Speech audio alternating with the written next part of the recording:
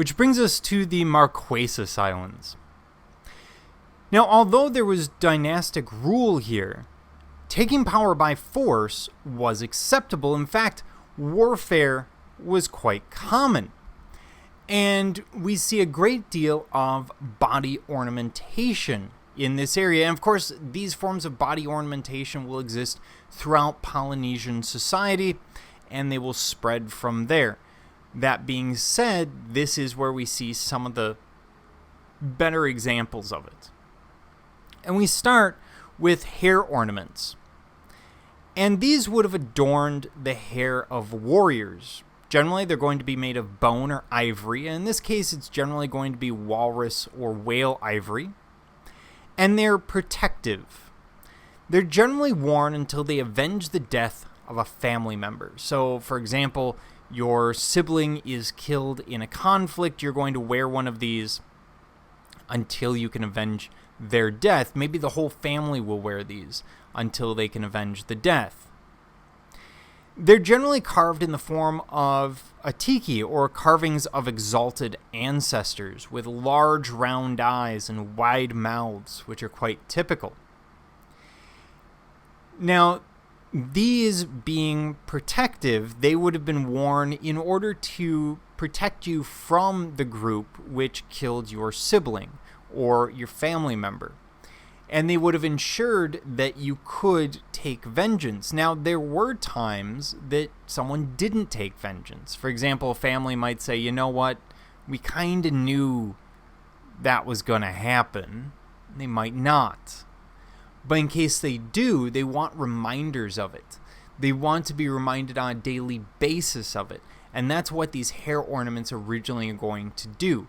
Today, these are generally used as tourist pieces. So very different meaning outside of the original context. Now, of course, we also have tattoo. We can't talk about the Polynesians without talking about tattoo. And tattoo was a form of spiritual armor. And it was performed in a much more painful form than what we see today. Today we have electric guns and such that do it with fairly minimal pain. The traditional form would be the sharpened sticks.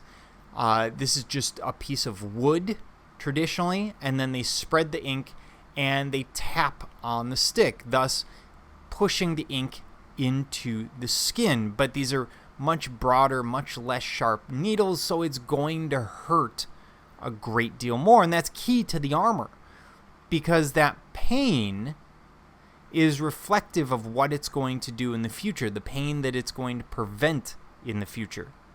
And this is a pervasive art form throughout Oceania. The Polynesia is the home to this art, but of course, it does exist in other places.